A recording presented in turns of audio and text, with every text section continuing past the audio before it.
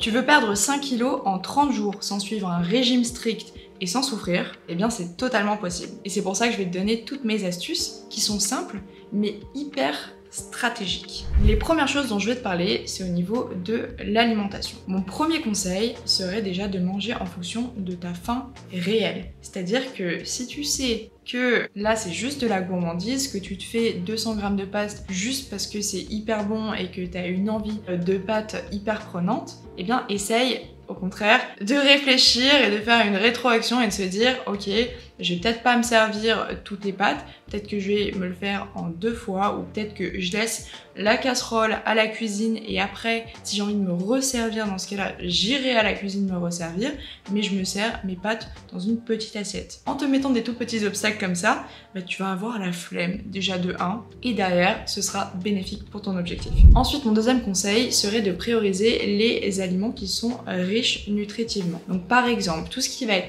les légumineuses, donc pois chiches, lentilles, c'est hyper riche. Mais aussi tout ce qui va être protéines, donc le poulet, les œufs, ça va vraiment te combler quand tu vas les manger. Donc tu auras tout de suite un peu plus une sensation de satiété. Si par contre tu as aussi envie de manger pendant la journée, implémenter un petit déjeuner, des goûters, des collations, parce que tu sais que globalement tu as faim aussi en dehors des repas, et bien au lieu de manger quelque chose qui par exemple et hyper calorique, tu pourrais faire du porridge, de l'avoine, juste opter pour une solution déjà plus saine, plus healthy, moins transformée et aussi quitte à augmenter les portions, donc se faire un gros bol d'avoine, tu peux aussi derrière mettre un peu de chocolat, mais juste il faut que la plupart de ta portion soit quelque chose de sain. Donc vraiment essaye d'optimiser ça avec des aliments qui vont prendre de la place et généralement ce qui va pas te donner une envie de continuer de t'empiffrer, ça va être justement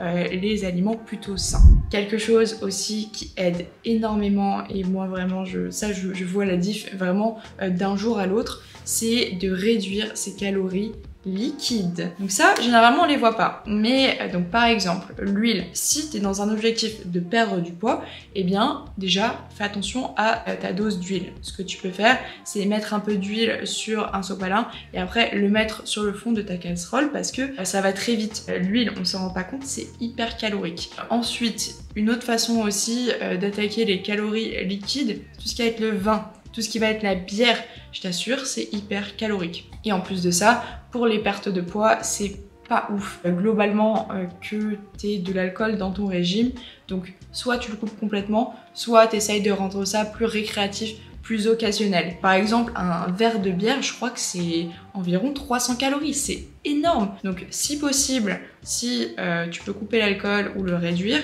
ou sinon si tu sais que tu vas boire un peu ce soir, essaye de marcher un tout petit peu plus. Voilà, juste fais attention donc à tous ces points pour l'alimentation et ce sera déjà hyper bénéfique pour ta perte de poids. La deuxième partie de cette vidéo va vraiment se concentrer sur donc tes dépenses énergétiques et donc le sport. Alors je te conseille déjà d'intégrer un maximum de séances dans ta semaine. Après tu n'es pas obligé de faire à chaque fois 1 heure de séance. Ce qui peut vraiment t'aider, c'est de faire des micro-sessions. Donc par exemple, tu te fais 15 minutes d'un bon cardio et derrière tu vas marcher. Déjà, ça, c'est pas aussi long que 1 heure, ça brûle énormément et ça a vraiment un pouvoir sur ta perte de poids. Donc si tu peux intégrer des micro-sessions, un peu par-ci par-là et juste globalement être plus actif, ça va déjà énormément t'aider. Et évidemment, moi je recommande toujours de mettre une session de musculation à minima et aussi de mettre un peu de cardio pour balancer. Donc fais pas que du cardio, fais aussi du renforcement musculaire pour créer du muscle, augmenter ton métabolisme qui va donc augmenter ta dépense énergétique. Deuxième conseil dans cette partie-là, ce serait d'augmenter juste ton activité de base. Donc si tu peux prendre les escaliers au lieu de prendre les escalators, si tu peux marcher un peu plus, si tu peux juste te lever toutes les heures pour aller remplir ta bouteille d'eau, juste faire un tour de ton bureau, juste globalement avoir une approche plus sportive, plus active à la vie. Comme ça, vraiment tout ce que tu fais, que ce soit vraiment le tout milli-centimètre, eh bien ça va avoir un effet sur le long terme, sur ta perte de poids. Dans le troisième conseil de cette partie-là, j'ai envie que tu mettes des habitudes qui vont te réveiller énergiquement. C'est-à-dire que le matin, tu te réveilles, ce serait cool si tu commences la journée en mode actif. C'est-à-dire, tu fais des étirements, tu vas marcher un petit coup. Voilà, juste tu te mets dans un mood où c'est pas canapé, sweet, popcorn, Netflix, bref. Juste essaye de structurer ton esprit vers une approche active. Donc limite, tu te mets directement en fringues de sport. Tu fais des étirements. Derrière, tu es encouragé en fait à juste prendre les bonnes habitudes. Tes affaires, elles sont déjà prêtes, elles sont dans ton sac. Donc tes baskets, elles sont déjà dans ton sac. Le soir, si tu regardes la télé, tu peux par exemple aussi t'étirer en même temps.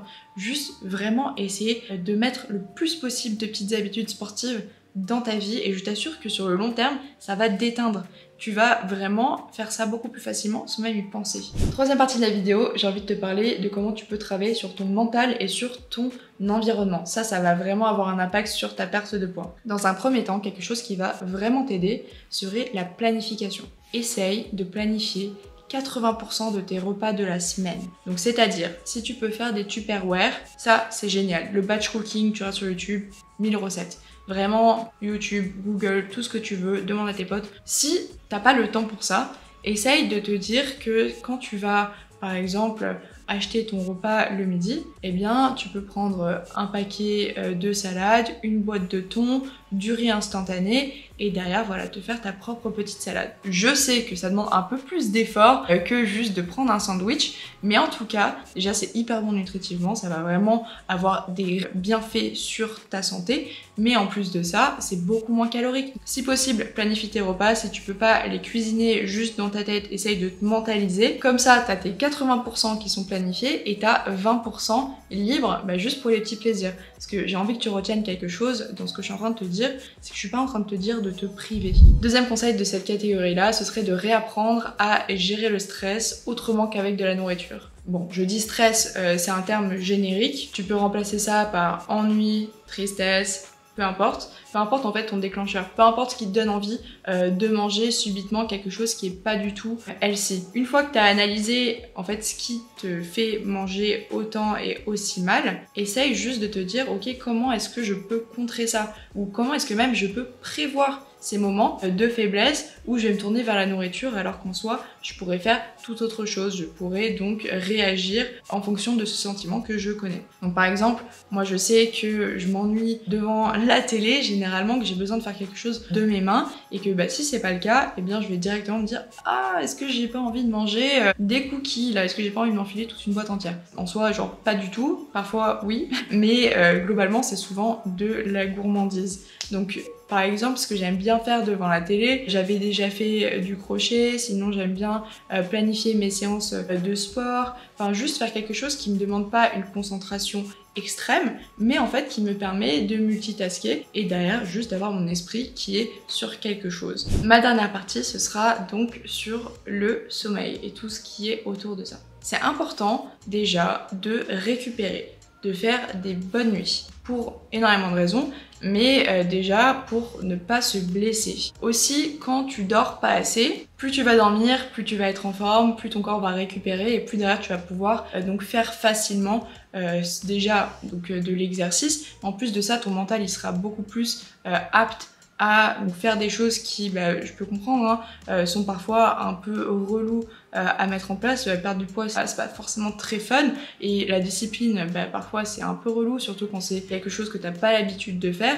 Donc si t'as un bon sommeil, si tu te réveilles dans un bon mood, tu seras beaucoup plus apte en fait à cocher toutes ces cases plutôt que si tu te réveilles, t'es fatigué, t'es stressé, t'as la journée de travail, t'as les enfants, t'as le truc. Voilà, juste essaye de travailler sur un environnement et donc un équilibre qui est sain. Mon dernier point, ça va être d'être indulgent avec toi-même. Ça arrive d'avoir des jours avec et d'avoir des jours sans. C'est pas grave, c'est pas parce que tu loupes une journée, 2 journées, une semaine, 2 semaines que tu vas pas atteindre ton objectif. Le plus important pour moi, c'est de juste tous les jours essayer de contribuer un tout petit peu vers ton objectif, que ce soit en t'entraînant, que ce soit en mangeant, que ce soit aussi mentalement. Vraiment souvent on minimise l'effet du mental sur une perte de poids, mais il y a beaucoup de choses qui se passent dans sa tête, il y a énormément de changements, il faut vraiment rester fort et avoir ton objectif face à toi et surtout juste continuer à avancer. C'est pas parce qu'un jour tu loupes que derrière il faut s'en vouloir, culpabiliser, c'est pas grave, ça arrive à tout le monde, mais juste